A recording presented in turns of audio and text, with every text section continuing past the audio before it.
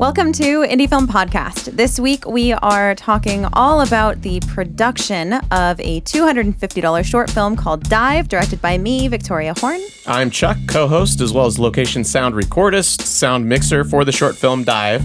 We're both active micro-budget filmmakers, and for 3 episodes we're breaking down the short film Dive. With us today we have cinematographer and colorist Daniel Klamerus. Let's talk production and actual shoot days. Victoria, Do you want to start off? Yes, we're going to start with the boring stuff that we left off on last week. So exciting to start with the boring recap. Okay. But the details of the shoot, just so everyone is on the same page when they're listening to this. It is a short film. It was one location. We did interior and exterior, plus technically inside a car that was in the parking lot of the one. Anyway, 4 actors, 2 shoot days, a 9-page script. There were 43 shots on the master shot list. Daniel may never work with me again. On the first day, we got 9 of them. We managed to get 9. The call time was 3:30 p.m. We were shooting from 6 to 10. We did get 16 shots on the second day, where we had a call time of 4 p.m. and we're shooting from 5 to 11. All things considered, I'm actually really proud of that. So 2 half-day shoots, essentially. 2 half-day shoots for a total of 25 shots. We were there early. Crew showed up early, and then cast was basically just a half-day. Yeah. 2 half-days. Yeah, did you, I don't know, I might have been spacing out already. What was the total amount of hours during production? The total amount of hours of actual live shooting was 6 to 10 is 4 hours, 5 to 11 is 6 hours, 10 hours. 10. 25 shots, 10 hours. That's not bad. Yeah. For a 9-page script. That's pretty solid. Yeah. I don't feel horrible about it. No, that's a good I feel rate. pretty weird about why were there 43 shots on that master shot list. What was I trying to do to you? Yeah, well, it sounded a little discouraging when you first brought it up, but actually it's actually not that bad. No, it's actually quite impressive. Congratulations. That was really well done. We all worked together on that one. Yeah. It was a very skeleton crew, to put it lightly.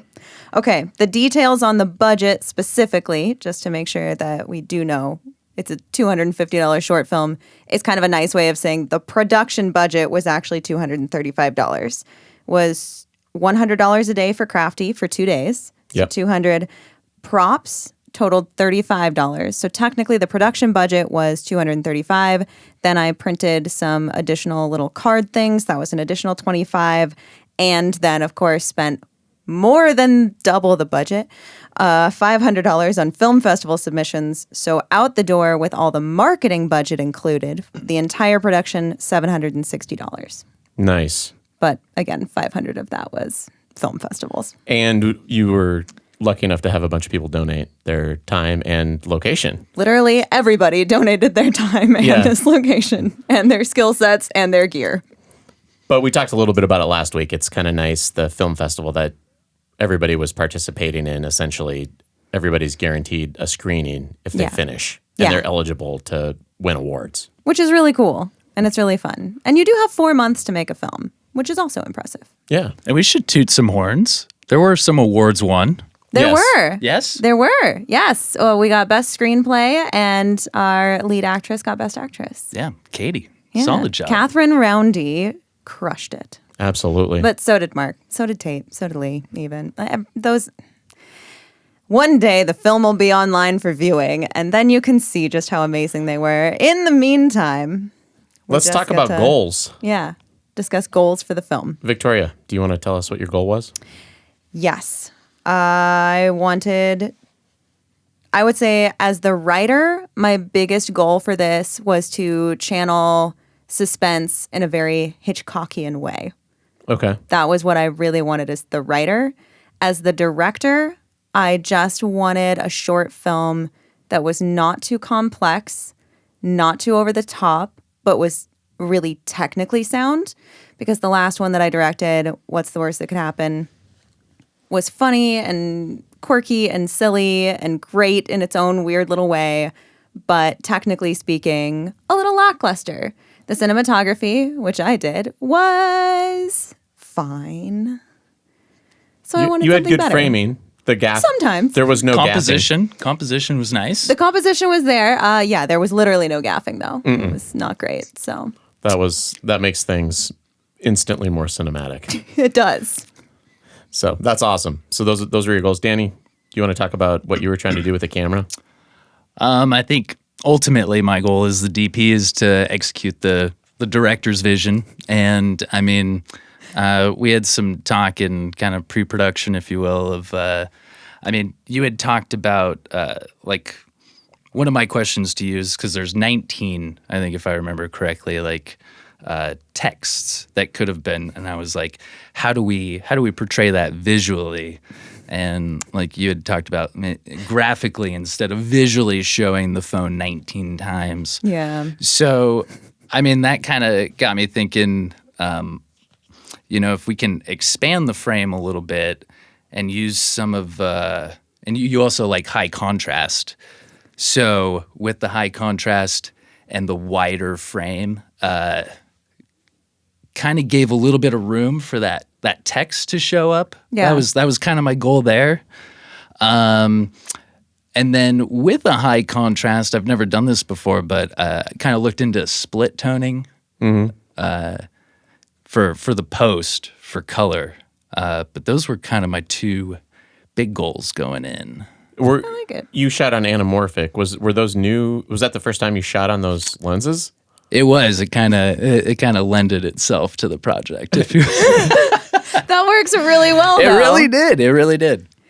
To be fair, I guess that is one thing. In addition to needing room for the text messages to show up on the screen, the film festival asked that your film be made inspired by a decade, which we were given 90s as the decade to be inspired by. So having like sort of the wider emptiness and really emphasizing how empty the bar was, I thought was really impressive the way you did it on every single frame. Like they feel so weirdly isolated in that bar, and it's really cool. They were, and part of that goes to Gaffer Lee because he had some light fixtures that I didn't have. We actually ended up using his light mats, which we just put right above the talent and kind of created a pool of light above them. And so we ended up... If you really pay attention, it might look kind of weird because there are two practicals hanging just above the talent that are not lit because those, the problem with those is they, what were they doing? They had like a weird dimming, flicker. Yeah, like an odd flicker. So we that's right, yeah. We just killed those.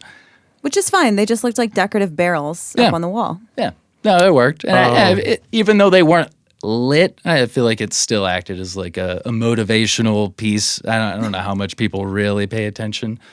People really don't pay attention to lighting. As long as it looks fine, it can pass. Yeah, they just want it to be good. Yeah. And then when it's bad. The same thing with audio. If it sounds like crap, then they notice. If it's great sounding, it's like nobody cares. Yeah. Actually, fantastic segue. Chuck, what was the goal with the audio?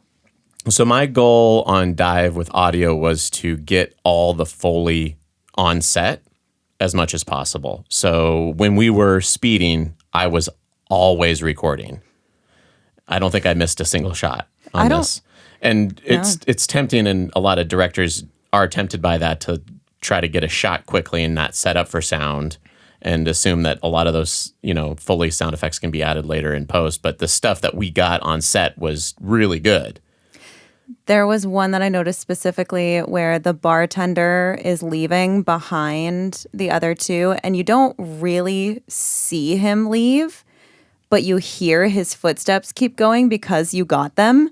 And in my head, I was like, this is perfect. I can still use this shot. It's not weird to the audience because at least you heard him walk away. Yeah. And it was perfect. I do remember that. I was hiding behind the bar, and nobody was saying anything, I don't think, at the end of that scene. Or maybe I'd move my boom down to make sure that when he walks out of frame, you can hear him footsteps out of frame. Yeah. The beginning of the movie, I did have to add some footsteps for Mark because I didn't cover him as he was walking into the bar. So those are Foleyed in after the fact. And I think I had to add like a couple other sound effects, like sound designy things later on. But overall, like the truck driving into at the end of the film, and then people pulling up in cars, walking in, like I got all that just natural so that it didn't need to be fixed. No, which just it just looks better because it fits perfectly, right? Like, for example, the car that you see pull up, in case anybody wants to sponsor us later, is a 2015 Dodge Dart. Thanks, Dodge. I don't know their slogan, otherwise I would throw it in there. But if you are trying to Foley that later, I mean, yeah, you could just look up another sedan engine. Yeah. But is it actually going to sound exactly right? Because I will say that for its size, the engine is a little bit louder in that car. Yeah. So I don't know. It was really nice that it was the real sound. And outdoors, it's nice too because it was nighttime and I did get some crickets and things like that and people walking in gravel. It was a gravel parking lot and that's all a little bit trickier and sometimes sounds a little less natural when you add Foley later on. Yeah. So, and Danny, I know that there were some situations that were outside of my control that frustrated me, but what did you run into on set as a cinematographer where you're like, oh man, this isn't ideal?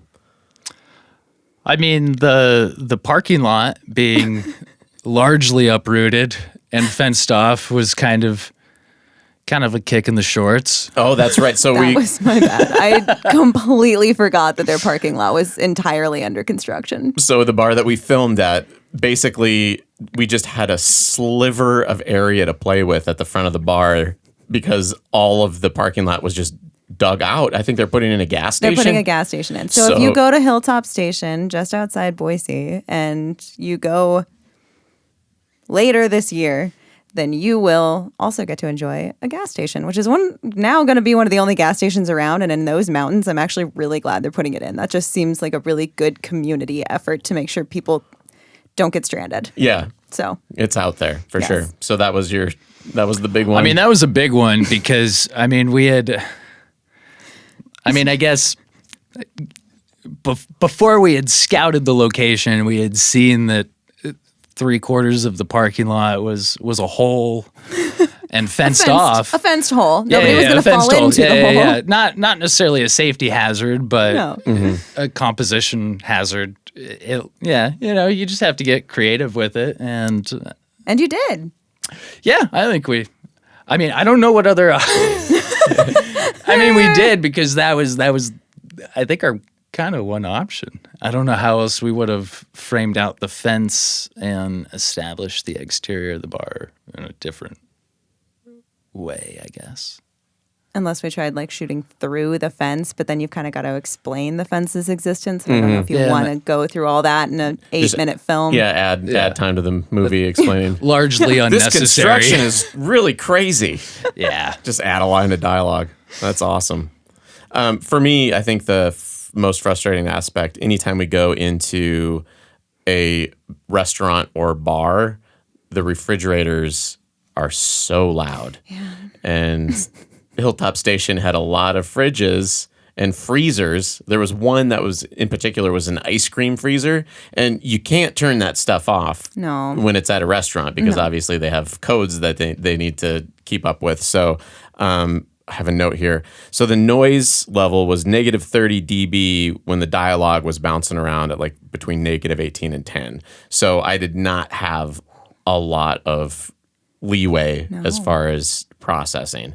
And I knew that was going to be a problem. It was an issue, but fortunately I was able to clean it all up in the end. But it was loud in there. It was loud. Real loud. And then the anamorphic lenses was a nice touch to a new skill set for me because running boom on an anamorphic lens, I have never run boom while someone's shooting anamorphic. And so it's just a little counterintuitive because it's so much wider, but then so much shorter on the top. So we were shooting on 2X anamorphics. So I think we largely shot on the 40 mil. So basically the vertical height is of a 40 millimeter lens, but the horizontal, the width is like of half that, like a 20 mil. Mm-hmm. So it looked great. It looks so pretty. I love the look. But I wasn't I didn't realize I was so used to shooting on just regular lenses. I assumed I knew when I was out of the shot running boom, and then you'd be like, oh, nope, can't move over there. I'm like, I'm just like right behind Danny then the entire time trying to stretch my boom pole out as far as possible. So that was fun. That was good. Anything in directing that frustrated you? The most frustrating thing from the directing side that was outside of my control I would say was almost losing Danny, or at least his knees. I didn't know if we The wanted to truck talk about bed. that or not. That was just, safety is always such a big thing for me personally. Well, for 99% of filmmakers, safety is a big deal. It should be. It should be. Should be. It's not a bad thing to care about, but there was one shot where both of you were in the truck bed Yep. that we were filming through the back windshield to, and we didn't do any test runs on No. it. We were also, and this is a good lesson to filmmakers. Like, you know, when you're behind on time and you're trying to wrap the day, sometimes you cut corners or don't think things through thoroughly, and that can lead to some potential problems.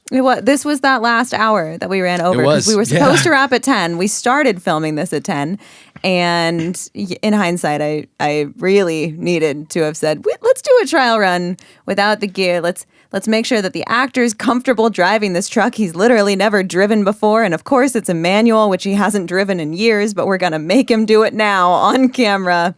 And the brakes just stopped real efficiently, which kudos to Toyota's trucks. Fantastic. Great Worked well. brakes. Great brakes. Stopped Phenomenal. the truck, and Danny fast. and his red cam stopped when he hit the back window. Yes. So Yeah, mostly. I mean, my knees went forward into the back of the truck. My arms went up with the camera. You were trying to protect the valuable. Yeah, trying to protect carriage. the goods. And so, yeah, my knees took a little bit of the brunt. And, I only clipped the rods of the camera rig, which just kind of jostled the matte box, the top of it, loose a little bit. But that was the extent of it. that is impressive. And your knees have healed? I mean, I got here You did. all You're on walking. my own. All on my own. Love Yeah. it. No, they're fine. So yeah, that was, I don't know why I thought, yeah, let's just skip a trial run on that one. To be fair to you, I was very much in the spirit of let's get it. I was ready. Yeah. I was pumped. I was like, this is exactly what we need. And the shot looks so cool. And honestly, even I you really crashing into the I wanted you window. to use that shot. I almost did. I thought it would have been so great, like We can put literally it- impactful. We can put it on one of Okay. the video clips of this. How's that? DP's cut. Yes. Terrible. Okay. So, sort of on that note, Chuck, what are some of the things you're going to take forward with you from this? What were your biggest learning experiences? I think I realized in the sound department, when you're in those loud areas, it would have been nice to have some curtains.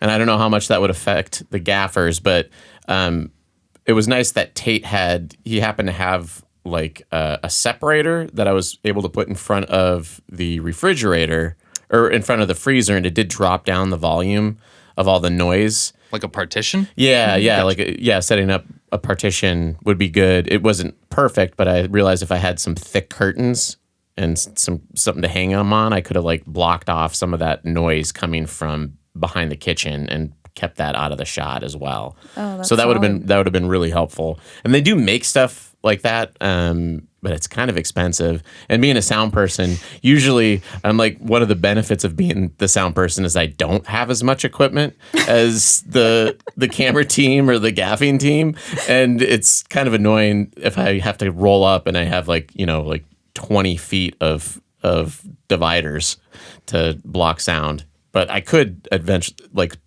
I could potentially do something like that when you get in a noisy area, and it did help with just like the partition that Tate had. Yeah. So also, Rode Wireless Pro mic transmitter is only for monitoring.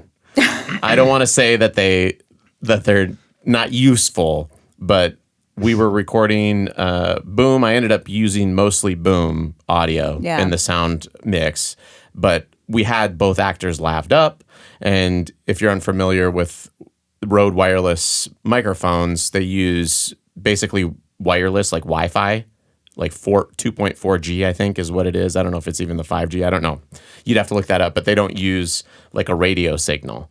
And so they were cutting out because the actual environment we were in it's a cool building, but it had really thick wooden bar. Yeah, if there's any obstructions, I use those for like my videography work. And any kind of obstruction. You can have like the talent can turn away from the camera, and you could potentially lose like signal. Mm-hmm. Yeah. And it was cutting in and out quite a bit, which I'm glad that you did the syncing on the actual units, because I was recording into my Zoom, my F8N, and I was hoping that that's the one that slates the take and everything. But when you record it onto the actual Rode units themselves, it's just like whatever the next number is.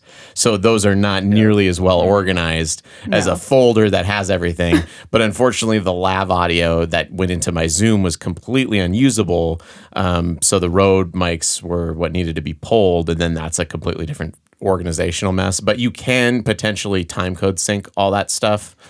But it gets a little tricky as far as the monitoring is concerned. So Rode, work on that. It's not their fault. It's you just got to pay like $1,000 for a UHF, $1,000 minimum for like a UHF transmitter. Yeah, but that was it's just money. Yeah. Yeah. Come on. And you can deduct it. We already talked all about the deductions Yeah. 2 weeks ago. Yeah, I just need a gig that like puts me over my medical insurance income limits, and then I'll spend that money. There it is. Yeah. So directing, what were some lessons that you're going to carry forward, Victoria? Keep prioritizing safety for sure. I think realistically, leaning into what other people do so well more, I guess. Because I know that I had really pushed for a lot of this to be shot on sticks because I like that. I think, to be fair, I was really on board with that as well, because I don't do a lot of stick shooting. I'm glad it was at least an exciting option for you. I just think, but you had so many really cool shot ideas that I'm like, I should have just leaned into your vision harder earlier on, if that makes sense. Well, I think the problem with that, though, that we ran into was not that we decided necessarily that we didn't want to do that. Like, we kind of just ran out of time. And I mean, most of those, like the shots you're referring to, are like dolly shots, which we did set up the tracks, but I mean, the time it would have taken and the lighting setup to have to redo. Yeah, it just didn't work out. With timing, it was definitely something to consider, but realistically, so maybe that's the number one thing I need to take forward. I always need more time than I think I need. There we go. That's my directing number one takeaway. I need to schedule less things. I have this horrible time impermanence problem where I'm very optimistic about how much can happen in a whole 60 seconds.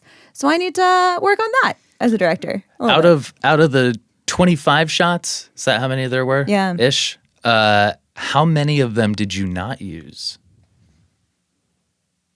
Great question. I actually don't think we got a shot that we didn't end up using in the final. Yeah.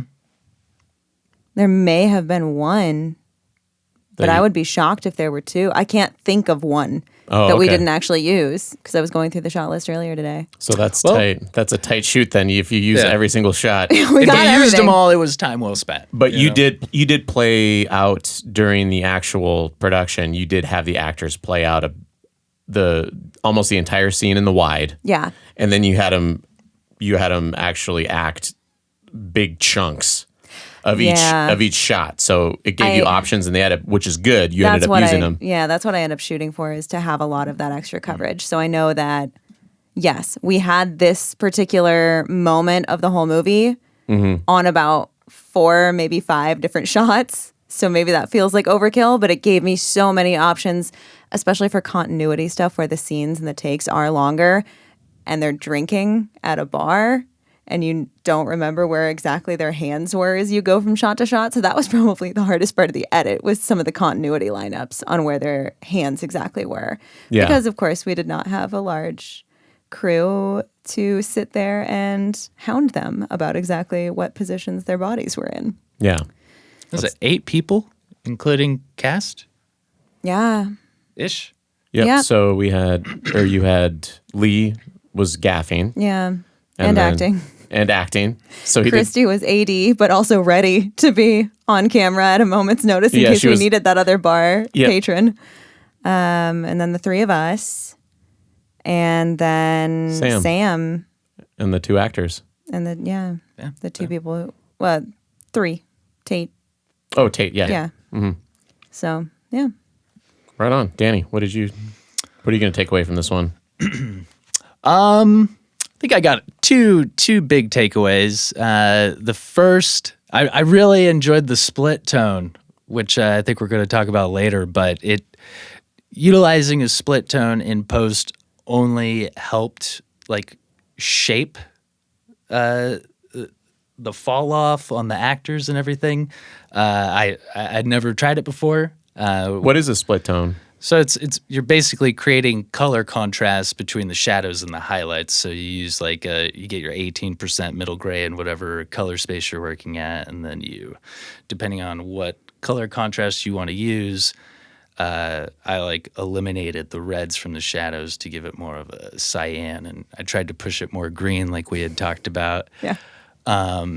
Which I'm not sure really showed through as much as it did on my calibrated monitor. I in feel the like it theater. did. Did it? Yeah, Okay. I feel like it really does. Cool. But it's not in like a this looks like Christmas red and green kind of way, Yeah. which I really appreciated because that was Excuse me. certainly a risk. Yeah, we had talked about that beforehand. But there were actually, what was the one? I think I sent you one reference, or maybe I was just doing it on my own. I was like, no, this will work. Was it Amelie? Something was, anyway. Yeah, it's like you sent me that whole video that kind of walked through a bunch of different examples. Yeah, within this it. was like a theatrical reference. Oh. It might have just been on my own. But just digging through, looking at color grade stuff for fun. Why not? Yeah. The other was, I think the biggest, aside from camera movement, I guess, from a cinematography standpoint, I think my biggest opportunity would have been like the catch light, like the eye light for the actors. Mm-hmm. Because we were shooting in such a high contrast environment, without losing too much shape on the actors, we tried to add a catch light. Didn't really show through as much as I would have hoped. And in some, I guess, research after the fact, I think going forward, you shoot everything much brighter, and then you ND it, which considered doing, but I didn't have the appropriate stops of ND. Oh, that's right. I do remember you were on set because you had three. It started at stop. 3, 5, 3, 4, and 5. And Okay. if I had 3 would have been way too much for that space. We would have had to really light everything up. Yeah. But yeah. Okay. Catch light. I'm gonna take that going forward. I dig it. Yeah. All right. Nice. Good. Lessons learned. That's how you learn. You Yeah. do. You do and you learn. Yeah. A Excellent. lot. Well, thanks for joining us. Danny, does anyone have anything to add before we say a succinct goodbye? I think that's all I've got. Excellent. Yeah. Thanks for having me, guys. No Yeah. problem. Bye. Bye. Take care now.